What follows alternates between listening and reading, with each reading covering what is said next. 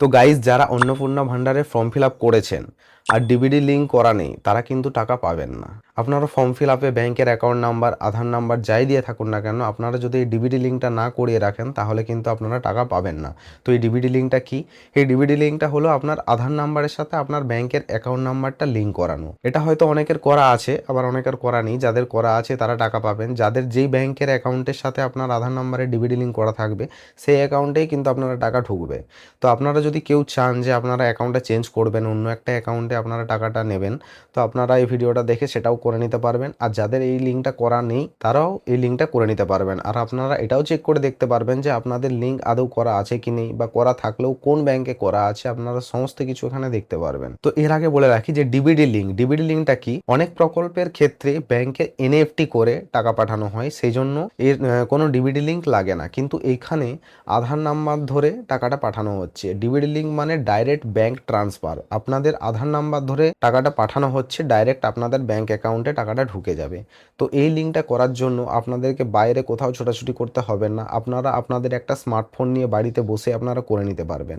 তো এই ভিডিওটাতে আমি আপনাদেরকে দেখিয়ে দেবো আপনারা কিভাবে এই ডিবিডি লিঙ্কটা করবেন। তো গুগল ক্রোমটা আমি ওপেন করে নিলাম।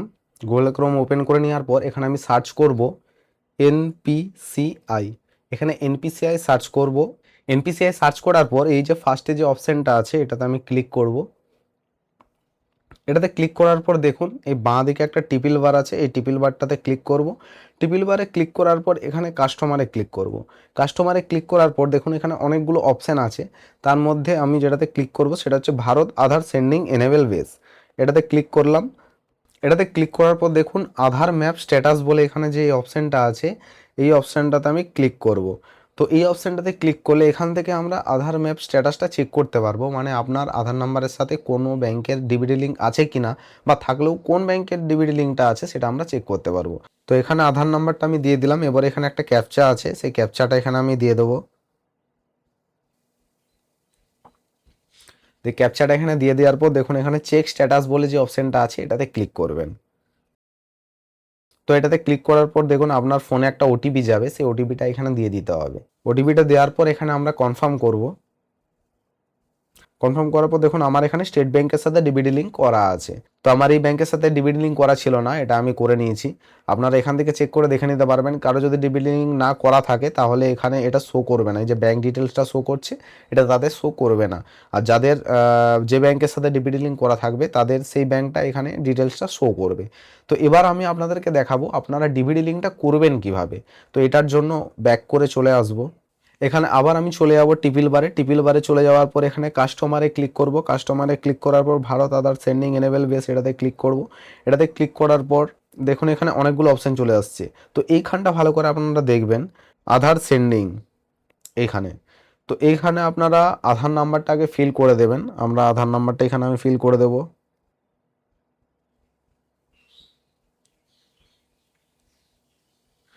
তো এখানে আধার নাম্বারটা ফিল করে দেওয়ার পর দেখবেন রিকোয়েস্ট ফর আধার একটা হচ্ছে সেন্ডিং আছে, একটা ডিসেন্ডিং আছে।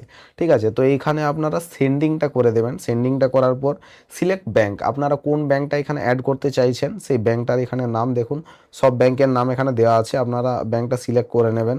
ঠিক আছে, আপনারা যে ব্যাংকের নামটা দেবেন সেই ব্যাংকটা এখানে সিলেক্ট করে নেবেন। সাপোজ ধরুন এখানে state bank of India, state bank of India আমি দেবো, এটা আমি সিলেক্ট করে নিচ্ছি। তো এখানে তিনটে অপশান আছে, একটা হচ্ছে ফ্রেশ সেন্ডিং, মানে ধরুন আপনার কোনো ব্যাংক এখানে অ্যাড করাই নেই, তখন আপনারা ফার্স্ট একটা ক্লিক করতে পারেন।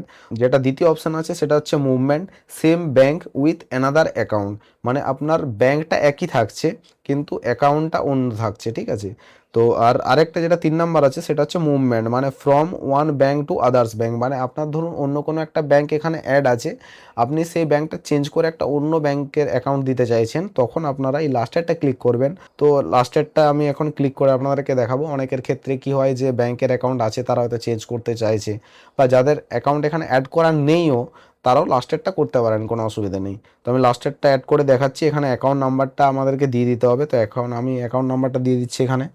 এখানে আমরা অ্যাকাউন্ট নাম্বারটা দিয়ে দিয়েছি। এরপর এখানে এটাতে একটা টিক দিয়ে দেবো। এটাতে টিক করে দেওয়ার পর লাস্টে ক্যাপচাটা দিয়ে দিতে হবে আমাদেরকে। তো এখানে আমরা ক্যাপচাটা ফিল আপ করে দেবো।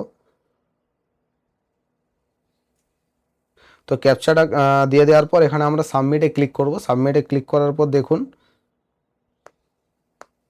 একদম লাস্টে চলে আসবেন। লাস্টে চলে আসার পর এগ্রি অ্যান্ড কন্টিনিউ, তো এখানে এগ্রি অ্যান্ড কন্টিনিউতে ক্লিক করব। এখানে আমাদের ওটিপি চলে আসবে, তো এই ওটিপিটা এখানে বসিয়ে কনফার্ম করে দিলে কিন্তু আপনার ওই ব্যাঙ্কটা ওখানে অ্যাড হয়ে যাবে। যেহেতু আমার ব্যাঙ্কটা অ্যাড করা আছে তাই আমি আর নতুন করে করছি না। তো আপনারা এখানে ওটিপিটা দিয়ে এটা কনফার্ম করে দেবেন। আপনার এখানে লেখা উঠবে একটা, মানে একটা পপ আপ মেসেজ আসবে এখানে যে আপনার ব্যাঙ্ক অ্যাকাউন্ট লিঙ্ক সাকসেস। ঠিক আছে, তো গাইস আপনারা দেখতেই পেলেন যে কিভাবে আপনারা ডিবিডি লিঙ্কটা করবেন। তো আমার ভিডিও যদি আপনাদের ভালো লেগে থাকে বা হেল্পফুল মনে হয় তাহলে ভিডিওটিকে লাইক, কমেন্ট অ্যান্ড শেয়ার করে রাখুন। আর এরকম ধরনের ভিডিও দেখতে চাইলে এই চ্যানেলটিকে সাবস্ক্রাইব করে রাখুন। তো আজকের মতো এই পর্যন্তই, আবার ফিরে আসছি নেক্সট ভিডিওতে।